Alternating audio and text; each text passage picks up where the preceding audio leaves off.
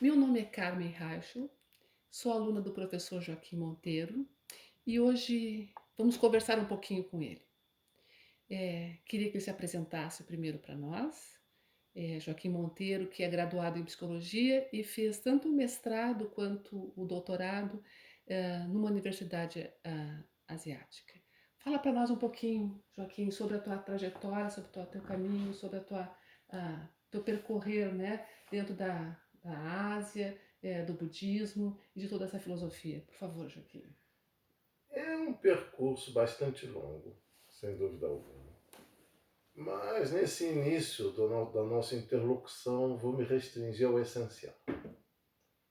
Ou seja, eu trabalhei durante muitos anos no Instituto de Estudos e Pesquisa de Cultura Budista na Universidade do Ohio, em Nagoya. Posteriormente, eu fiz mestrado e doutorado na Universidade Komazawa, em Tóquio. A Universidade Komazawa vai ser o grande foco aqui do nosso diálogo. Bom, depois eu fui 2 anos professor de japonês no sul de Taiwan. E o meu retorno ao Brasil já é uma outra história, que hoje eu acho que não está no centro do foco. Sim, depois a gente fala um pouquinho sobre o teu pós-doc, né, aqui no Brasil. Mas enfim, sabemos que você tem outros livros publicados, né, Joaquim? Sim. Você trabalhou assim, teve uma caminhada bastante árdua e bastante robusta, né, dentro da filosofia budista, né? Mas esse teu último livro, ele tem um pano de fundo bastante interessante. Tu pode conversar conosco um pouco sobre isso? Evidente. Eu vou colocar primeiro uma coisa bem básica do pano de fundo. Esse livro que acaba de ser publicado, As Bases Filosóficas do Budismo Chinês. O conteúdo dele é minha tese de doutorado defendida na Universidade de Komazawa no início do ano 2000. E o mais importante, a questão mais importante que eu queria colocar é o seguinte: só pelo fato de ler o livro, você não vai entender duas coisas. A primeira delas foi o conjunto de diálogos, de enfrentamentos e de compartilhamentos da época que estavam no pano de fundo da estruturação do livro. O segundo, dada a diferença de 2 décadas entre o momento que o livro foi escrito no Japão e a sua publicação no Brasil, como dar conta dessa descontinuidade histórica, falando do possível sentido que o livro possa ter no Brasil de hoje. E no Japão, o que vocês viveram naquela época? Você estava lá, né, Joaquim? Você não só escreveu o livro lá, mas como você viveu também aqueles acontecimentos. O que aconteceu naquela época? Bom, a minha vida no Japão foi bastante longa, é um histórico bastante longo.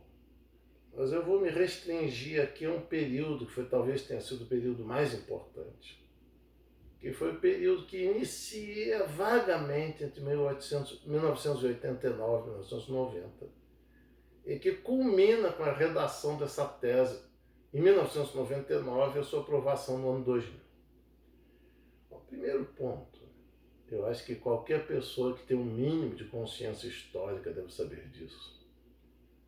Início da década de 90, nós temos o fim da União Soviética, que é sentido no mundo como uma espécie assim do fim de um horizonte. E essa morte de um horizonte, tenha sido ela real ou não, ela provocou uma crise muito profunda, tanto nos diversos setores da esquerda japonesa, o Partido Socialista, o Partido Comunista, como naqueles setores do budismo que tinham excelência no pensamento e na ação. E é essa conexão que eu acredito que seja o ponto mais importante. Isso eu acho fundamental, acho incrível isso. Como é que você consegue costurar, então, esse pensamento marxista, né, com esse pensamento budista? Como é que eles conversam no teu livro? Como é que conversam, assim, na tua prática e na tua teoria também? Eles conversam em diversos níveis.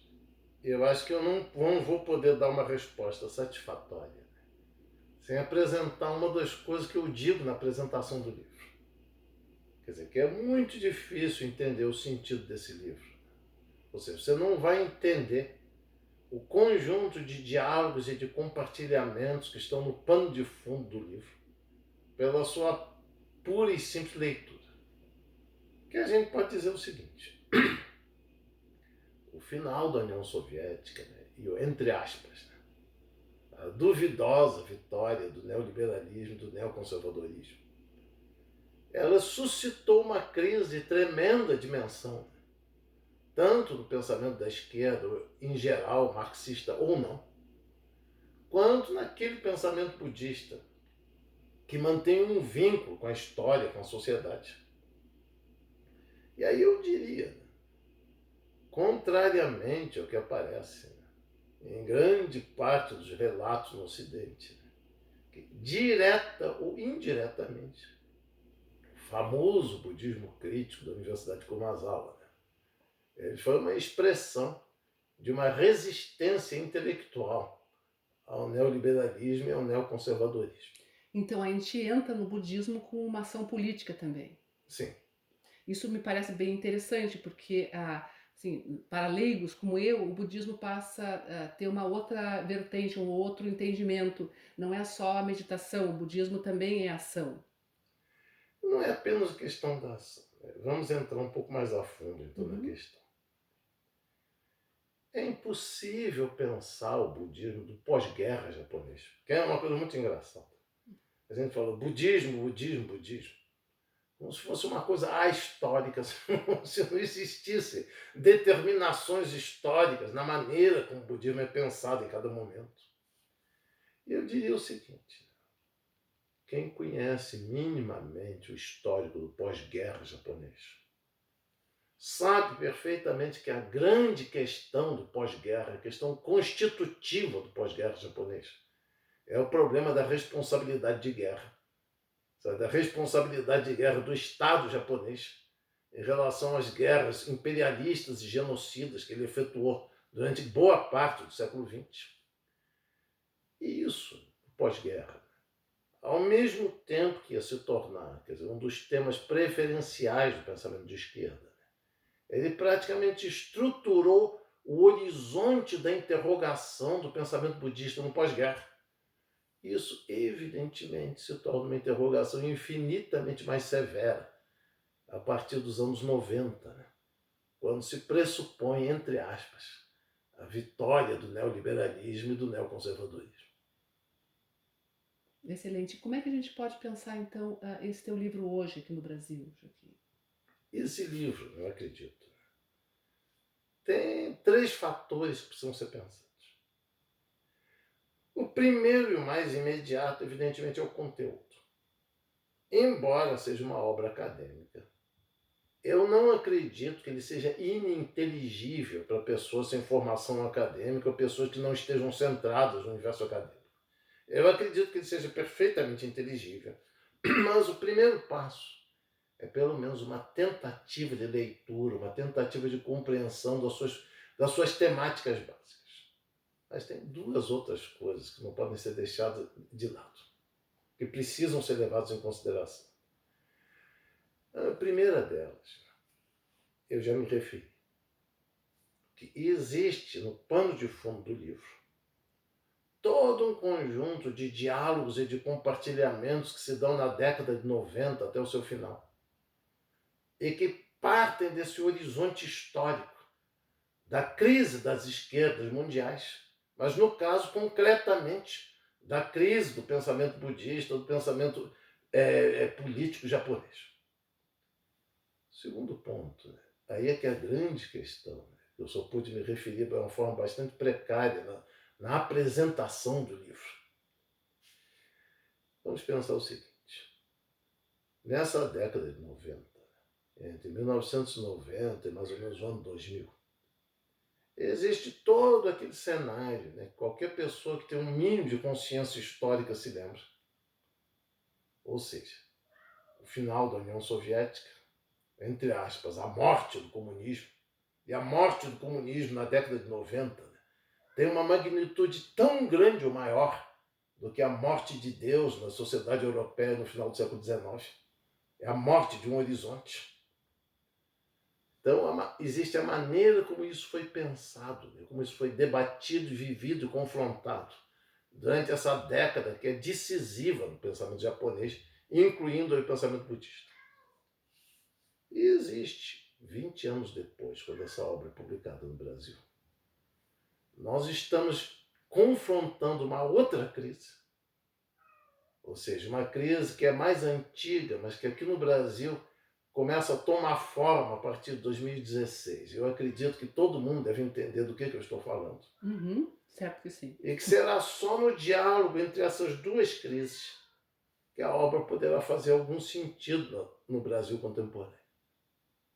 Acho que sim, quando você fala também num período bem específico, né, da Ásia, né, há 20 anos atrás, e quando a gente vive hoje, além de mudanças políticas, e vivemos uma pandemia também, né? Tudo isso são momentos decisivos, né, e momentos muito marcantes na vida de todos nós. Sim, sim. E que aí, de novo, né, as questões sociais e as questões do budismo, elas podem ser, de novo, relidas e entendidas. Sem dúvida alguma. Porque o que eu sinto, nós podemos publicar livros de qualquer momento histórico. Ninguém nos proíbe de fazer isso. Mas quando se tratam de obras que pretendem expressar o pensamento, ou seja, o alcance e os limites, porque esse meu livro, ele não pode ser pensado só a partir do seu alcance. Ele tem um alcance, ele tem limites claros a respeito dos quais eu gostaria de falar alguma coisa. Mas eu diria o seguinte: entre a crise que nós enfrentamos no mundo, mas especificamente aqui no Brasil a partir de 2016, e a crise japonesa entre 1990 e 2000, existe uma relação profunda e necessária. Agora, o sentido da publicação desse livro, para o sentido mais fundamental, consiste na interrogação de até que ponto ele ainda traz elementos capazes de contribuir para pensar e para agir na crise que nós enfrentamos, principalmente a partir de 2016, mas infinitamente agravada pelo evento mais trágico da história do país em 2018 e pelo início da pandemia em 2020. Como correlacionar esses dois universos históricos? Essa é a grande questão que pode decidir todo o sentido da publicação desse livro. Acho que seria muito importante, assim, que mais pessoas pudessem participar, então, né, desse debate, né? Então, assim, acho que essa nossa entrevista, essa tua fala hoje aqui, é para abrir esse espaço, para que outras pessoas possam refletir e possam também debater. Acho que também isso é a nossa expectativa, né, assim, Joaquim, de que mais pessoas possam fazer essa análise, essa reflexão e possam agir também no sentido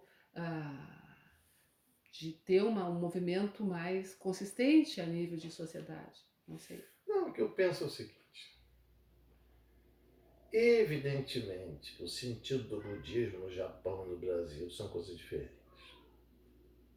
No Japão, o budismo é uma tradição que tem 1500 anos de existência. É uma tradição profundamente enraizada no processo histórico japonês. Enraizada ao ponto de ela ter que assumir uma pesada responsabilidade sobre o desmandos de aspectos dessa história.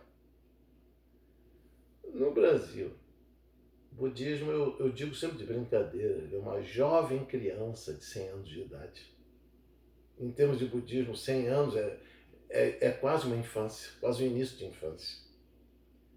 Mas nós precisamos pensar, né, que a maneira como se entendeu o budismo no Brasil até hoje foi extremamente limitada e unilateral. E aí sim eu acredito, sem pensar a relação entre essas duas crises históricas, não será nem mesmo possível formular aquilo que está em pauta no budismo brasileiro no ano de 2021. E essas crises históricas seriam crises sociais também, Joaquim? Eu não separo história de sociedade, porque para mim a história é a sociedade entendida na dimensão do tempo. História para mim não é passado, história para mim é tempo. História para mim significa o tempo, ou seja, as referências do passado, o presente enquanto mediação entre o passado e o futuro, e as possibilidades futuras. Daí que, bom, isso pode parecer para muitos uma provocação. Manuais de filosofia colocam que a posição Savan Asti, tudo existe, do Sarvastivadins, é uma posição filosoficamente superada e ingênua, mas eu acredito que em toda a história do budismo não existiu nenhuma formulação mais rigorosa e mais magistral da descontinuidade entre os três tempos do passado, presente e futuro. E eu acredito que isso, ipsis literis, pode ser entendido como uma forma de tempo histórico. Que interessante isso. Joaquim, mais algum comentário que você gostaria de fazer assim para a gente deixar marcado na nossa entrevista de hoje? É um comentário bastante simples. Aliás, são dois breves comentários. Por favor. O primeiro, a respeito da publicação dessa obra, existem pelo menos duas possibilidades de resposta. Existe uma primeira possibilidade que para muitos pode parecer óbvia, que seria a resposta à avaliação por parte dos especialistas na área. Bom, a história tem os seus ritmos, o pensamento tem os seus ritmos. Então, o fato dessa resposta ainda não ter se manifestado é uma coisa a respeito de cujas razões eu prefiro silenciar. Mas, curiosamente, em relação a uma obra que é pretensamente acadêmica e de difícil compreensão, foram precisamente aquelas pessoas que não se colocam como tendo qualificações acadêmicas que têm reagido da forma mais clara e mais explícita. Isso é uma coisa que me faz pensar. Sim, mas que também existe um quinto capítulo, né, que você diz que seria bastante importante para todos nós, né, inclusive para os leigos, né? Principalmente para os leigos, e eu vou dizer só uma coisa. Aí, rematando com a segunda proposição que eu gostaria de expressar. Veja bem, eu não tenho como falar em uma breve entrevista sobre a estrutura global do livro. Mas, resumindo da forma mais simples, existe uma introdução metodológica que elucida os pressupostos. Existe um quarto capítulo, que é o mais extenso, que é o capítulo que lida com as asserções de verdade lógicas do budismo. E existe o quinto capítulo, que talvez ele possa ser entendido não só como mais inteligível para o público em geral, como também ele talvez seja até a conclusão da obra, na medida que ele vai trabalhar com as asserções de verdade éticas do budismo. E isso entendido no contexto histórico-social, pensando em termos das funções do Estado, de como pensar, por exemplo, o Estado no contexto dentro de um horizonte histórico de enfrentamento com o neoliberalismo e com o neoconservadorismo. Aí é que eu vou colocar o ponto principal, que é onde eu sinto que existe tanto o alcance quanto o limite da obra. Essa obra, por mais... Eu não sei que avaliação ela vai ter, mas eu sinto. Ela, em alguns aspectos, é uma obra datada. É uma obra que tem um claro alcance, mas também tem um claro limite, e esse claro limite não é uma propriedade privada minha. Eu diria o seguinte: nessa década que eu estou me referindo, e nesse ponto, né, não é uma questão estritamente japonesa. Eu acredito, embora eu não estivesse no Brasil entre 1990 e 2000, é certo que questões semelhantes foram colocadas na sociedade brasileira da época. Existiu um primeiro movimento, que eu acho que foi comum à quase totalidade do pensamento de esquerda da época, de uma tentativa de confrontação com o totalitarismo de mercado, com a violência, com a brutalidade do, entre aspas, livre mercado. Seria alguma coisa que se daria na época a partir de uma reafirmação da função regulatória do Estado, ou seja, da democracia enquanto expressão da soberania popular, na sua relação antagônica com o totalitarismo dos mercados.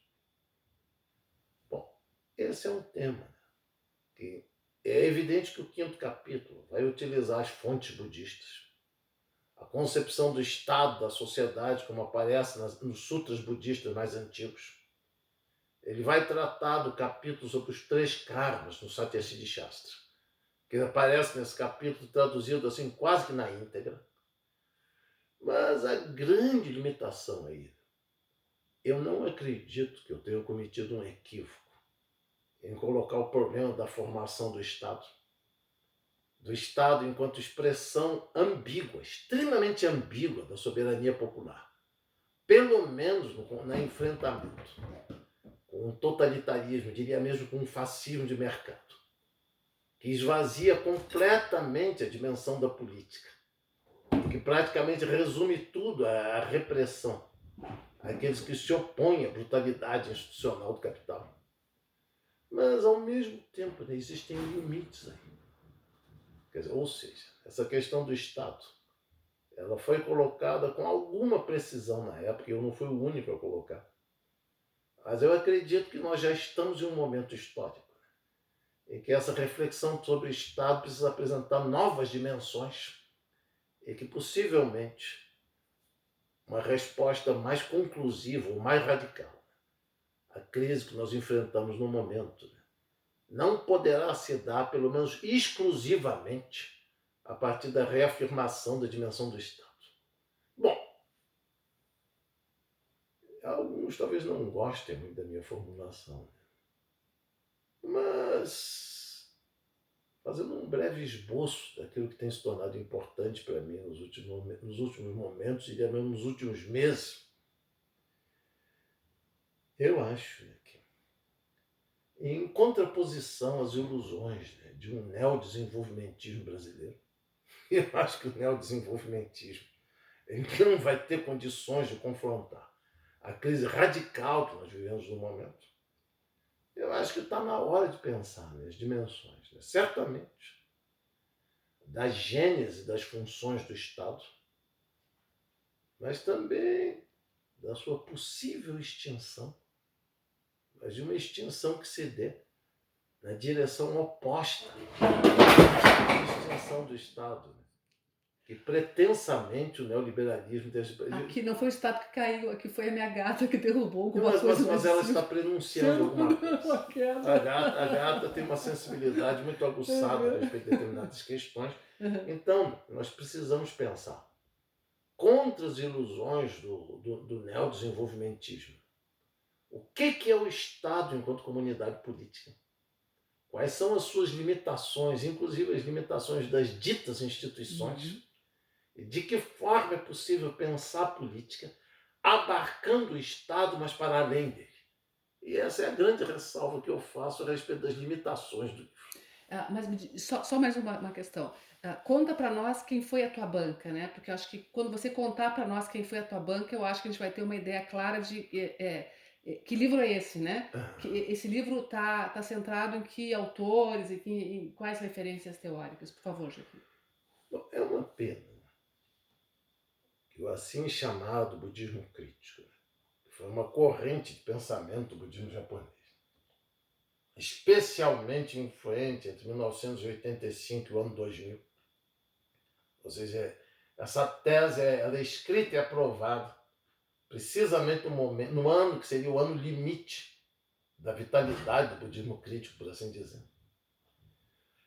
O budismo crítico ele tem sido pouco discutido.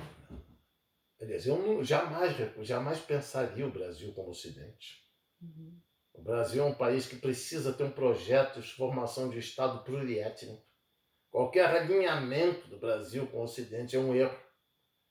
Mas a divulgação do budismo crítico no Ocidente teve diversos limites bastante sérios. E antes de apresentar os 3 membros da banca, eu só gostaria de dizer que um dos limites principais é que não existiu uma compreensão suficiente de que na sociedade japonesa, no momento histórico japonês da época, o budismo crítico era uma forma de resistência interior, imanente à intelectualidade budista em relação ao neoliberalismo e ao neoconservadorismo. Ele raramente tem sido abordado sob esse prisma. Mas já que você me perguntou, os 2 primeiros membros da banca são inclusive figuras conhecidas internacionalmente. É absolutamente natural pelos vínculos que que me ligam a eles, que eles tivessem uma figura central na banca. Primeiro, né, é uma figura decisiva, talvez a mais decisiva no meu percurso de pensamento e de reflexão. É o professor Noriaki Hakamaya. Figura até conhecida nesse tal de Ocidente que nunca será Brasil. Tem artigos dele traduzidos em língua inglesa. Segundo, um vínculo também próximo, foi o professor Takatoshi Ito. Aí, por uma razão bastante... O professor Takatoshi Ito foi a pessoa que mais contribuiu para a minha formação, quer dizer, enquanto um scholar na área do budismo chinês. Ele foi como orientador, como ser humano. Ele se mostrou absolutamente extraordinário. Então é mais ou menos natural que o seu orientador apareça como um dos membros da banca. Mas existe uma terceira figura, né, que raramente é mencionada, pelo menos com detalhe, nos diversos relatos sobre o budismo crítico. Bom, eu vou só contar um episódio e vamos encerrar a entrevista de hoje. Eu me lembro, a redação dessa tese, a escrita dessa tese, era uma coisa que eu fazia à mão a cada mês. Então, cada um dos trechos, cada um dos capítulos que eu conseguia elaborar, eu ia entregar para o meu orientador, inclusive para perguntar a opinião dele, para consultá-lo a respeito. Aí foi uma coisa muito interessante, embora na edição brasileira não tenha podido aparecer tudo quanto consta da editoração japonesa. Aqui no Brasil, os editores brasileiros, por mais profundamente competentes que sejam, eles se dão muito bem quando se trata de editorar bibliografias em alemão, em francês. Quando você coloca uma bibliografia em japonês ou em línguas orientais, por mais competentes que eles sejam, eles tendem a se embananar. Mas o mais importante foi o seguinte: quando o meu orientador, ele leu precisamente o primeiro momento, que é a introdução metodológica, ele leu aquilo com uma calma surpreendente. Joaquim, são tantas as referências que você faz no texto a Marx e a Lenin, que a presença do professor Okabe Kazuo na banca é uma coisa absolutamente dispensável. Bom, eu estou dizendo isso pelo seguinte: qualquer artigo sobre o budismo crítico no Ocidente aparece ocasionalmente a figura do professor Okabe Kazuo. Só que não se diz o que ele pensava, o que personagem ele é. É uma espécie de... parece um personagem fantasma, que está no pano de fundo das coisas, mas que ninguém sabe precisamente o que ele é, o que ele pensa e qual é o papel que ele exerce, embora seja mais ou menos explícito que ele exerce um papel importante. Mas o Okabe Kazuo, eu não tenho como me referir extensamente ao perfil dele, que é uma figura de altíssima complexidade, embora muito pouco conhecida no próprio Japão. Mas eu diria, além de ser um grande expoente do pensamento marxista japonês, incluindo aí conhecimentos prodigiosos sobre o marxismo chinês do século XX, por exemplo, ele foi possivelmente a figura que, dentro desse contexto histórico, mais contribuiu para estabelecer esse vínculo histórico necessário entre o budismo e o pensamento marxista. Eu diria que esse livro pode ser o casamento perfeito entre o marxismo e o budismo. Todo casamento perfeito sempre é conflituoso. Sim. Você deve saber muito bem. Sim. Você que tem uma longa experiência na área. Sim. Os casamentos produtivos, os casamentos significativos, não são os casamentos sem conflito. Eu diria que todo casamento é extremamente conflituoso. Mas a grande diferença aí é que existem aqueles casamentos, né, que são apenas a continuidade de uma chatura, a continuidade do tédio. E existem aqueles outros que muitas vezes, entre aspas, até não dão certo, mas que apresentam contradições produtivas, que enriquecem os dois lados da equação. E eu diria que, pelo menos dentro desse horizonte histórico que eu estou me referindo concretamente, entre 1990 e 2000, e dentro do espaço institucional da Universidade de Komazawa, Possivelmente, não sei se o professor Vocaber, né, se ele foi um cônjuge. Vamos falar com ele, não foi um cônjuge. Não, definitivamente. Esse papo de cônjuge não cola. Eu não sei se foi um cônjuge, mas pelo menos ele foi o sacerdote oficiador de um casamento com um grande potencial conflituoso. E quem sabe, a partir de agora, ele possa se desenvolver de uma forma mais satisfatória. Somos imensamente gratos e gratas, né, Joaquim, por toda essa tua trajetória que nos contemplou com esse livro, né? Porque não é uma trajetória só do tempo da Ásia, foi uma trajetória que veio do Brasil também, na academia brasileira, depois no budismo aqui no Brasil, e por fim na tua trajetória da Ásia, e que culminou então nesse livro que é a síntese do teu doutorado, que é a expressão de uma vida. Somos muito gratos e a gente vai continuar conversando mais adiante, Joaquim. Muito obrigada. Muito obrigado e faço votos. Omitofu. Muito bom que esse nosso diálogo tenha uma profunda e intensa continuidade. Obrigado. Também penso assim. Abraço.